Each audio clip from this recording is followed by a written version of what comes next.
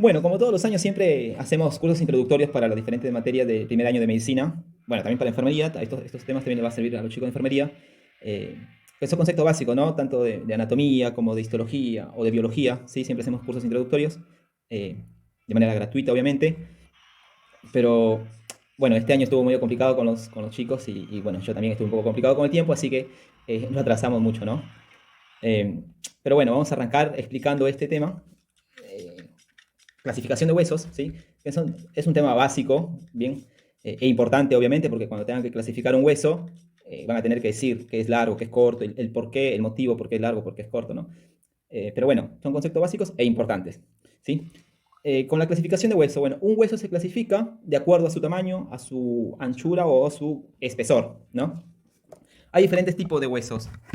Hay huesos largos, cortos, planos, huesos irregulares, ¿sí? Y también están los huesos sesamoideos, que ahora lo vamos a ver.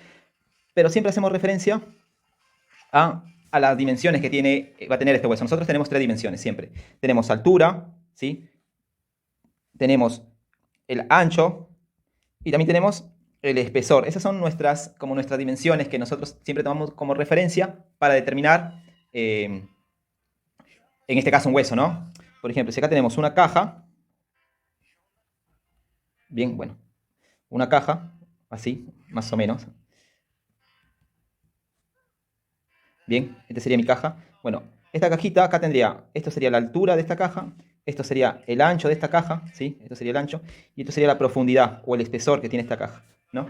Entonces, en base a estas tres dimensiones, siempre hacemos referencia para determinar la altura, el ancho o el espesor de algo, ¿no? Bien, entonces, en base a eso, nosotros podemos hablar de huesos largos, huesos cortos, huesos irregulares o huesos planos, ¿no?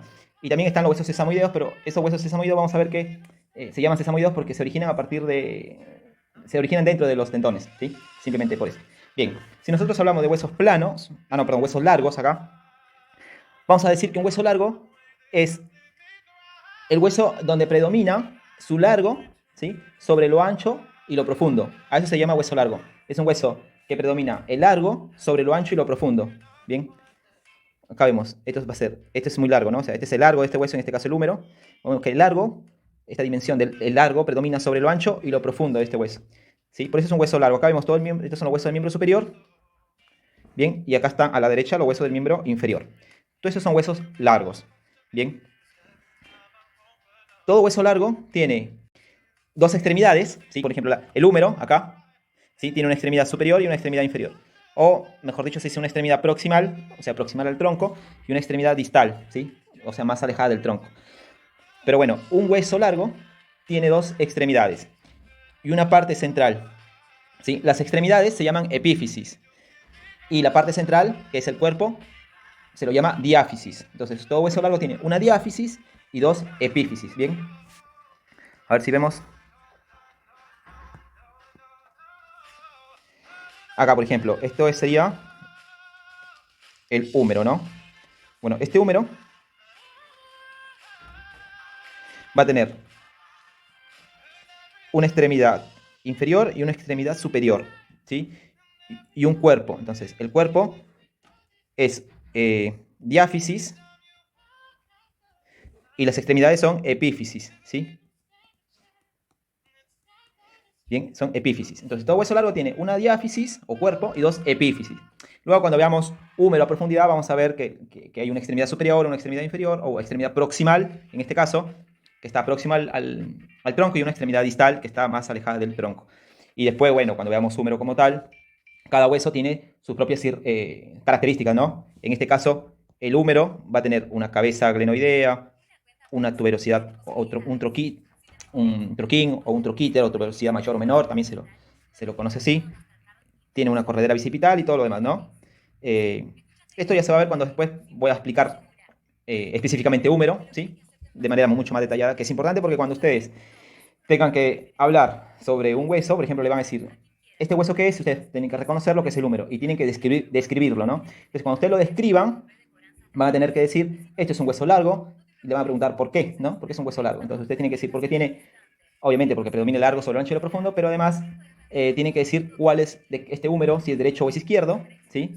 Entonces, ustedes tienen ahí que describir estas características que tiene la cavidad glenoidea, la cabeza glenoidea en este caso, ¿sí? Que tiene la cabeza glenoidea, bien, que tiene la tuberosidad o troquín acá, que es la tuberosidad mayor, y el troquíter, la tuberosidad mayor, troquín, tuberosidad menor, y troquíter, tuberosidad mayor, ¿sí? Que eso se encuentra hacia la parte proximal del húmero, por eso se dice que está hacia arriba. La cabeza del húmero, ¿sí? La cabeza del húmero siempre tiende a mirar hacia adentro. Entonces ahí ya están haciendo otra referencia como para ir determinando la posición de este hueso y así poder especificar de qué lado del cuerpo va este hueso, ¿no? Pero bueno, eso ya cuando veamos más a detalle cada hueso. Bien, volviendo con respecto a la clasificación de huesos, que yo me voy por las ramas siempre, ¿sí? Entonces ya podemos determinar cuándo es un hueso largo, ¿no? Esa es simple, porque predomina el largo sobre lo ancho y lo profundo. ¿Cuándo determinamos que un hueso es corto? Bueno, porque sus tres dimensiones, tanto el largo, el ancho y lo profundo, son muy similares, no varía mucho. Entonces acá tenemos como ejemplo los huesos del carpo, son estos huesos que forman parte de la muñeca y la mano, y los tarsos, que son los huesos que están en el pie, ¿sí? Obviamente que cada hueso tiene su nombre, tiene un orden, bien, pero eso también lo vamos a ver más adelante. Ahora, ¿cuándo un hueso es plano? Cuando predomina el ancho y lo profundo con respecto a la altura, ¿sí? Cuando predomina el ancho y lo profundo con respecto a la altura, eso es un hueso plano. Ejemplo, la escápula, ¿no? La escápula, el frontal, o todo los huesos, el frontal, parietal, ¿sí? Son huesos planos. El esternón también es considerado un hueso plano, ¿bien? Entonces, recuerden, un hueso plano es cuando predomina el ancho y la profundidad con respecto a la altura. Un hueso irregular, bueno, como su nombre lo dice, ¿no? Son huesos que no tienen una forma regular, obviamente. Ejemplo, las vértebras, ¿sí? No tiene una forma característica. Por eso se clasifica en irregular. El sacro también es un hueso irregular porque, bueno, el sacro es obviamente, son vértebras fusionadas, ¿sí? Forman el sacro. Son huesos irregulares. Otro ejemplo acá que no está, que es el esfenoides, que es un hueso que está dentro del cráneo. Y como es muy irregular, ¿no? Es porque va a tener, después cuando vean, tiene alas mayores, alas menores, y tiene un montón de partes, pero ese es un hueso irregular, ¿sí? No tiene una característica determinada. O sea, como para hacer una comparación sobre lo alto, lo ancho, lo profundo.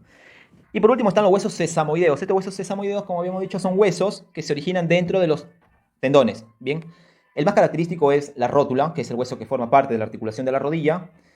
¿Sí? Se lo conoce como patela también.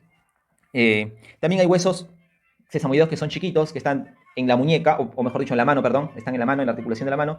Que son huesos muy chiquititos, pueden estar o no estar, son como inconstantes. Y también están estos huesos sesamoideos en el pie, son huesos chiquititos, ¿sí? Que siempre están en los tendones. Y se dice que sirven para reducir la tensión de los tendones, ¿sí? Es como que distribuye la fuerza en los tendones. Bien. Con respecto a la clasificación de huesos, es eso, ¿no? Es algo simple, no es tan complicado. ¿Sí? Ustedes lo pueden agarran cualquier libro, lo van a entender. Cualquier video que está en YouTube, hay miles de videos, también lo van a entender. Así que nada, es eso nada más. Y bueno, como dice ahí, si les gustó, pónganle corazoncito. Si les interesó el tema, comenten. Y si vale la pena, bueno, compártanlo, ¿no? Para que sus demás compañeros también les sirva esto. Aunque parezca una tontería, porque es simple, a veces cuando estamos en el parcial, que bueno, este año no sé cómo será el parcial, pero normalmente los parciales de anatomía en la UNLP son orales, ¿no? Bueno, antes de la pandemia eran orales. Y a veces nos preguntan, ¿este hueso qué tipo de hueso es? Y a veces nos quedamos en blanco, pero ¿por qué pasa eso? Por la falta de práctica, ¿sí? O porque no le damos la importancia de vida, porque pensamos que es algo simple, porque en realidad es algo simple, pero en el momento de estar en el parcial a veces nos bloqueamos, ¿sí? ¿Por qué? Por eso, por falta de práctica o de repasarlo o darle la importancia que realmente se merece este tema, ¿bien? Así que bueno, espero les sirva y seguiré subiendo más videos cortitos sobre anatomía.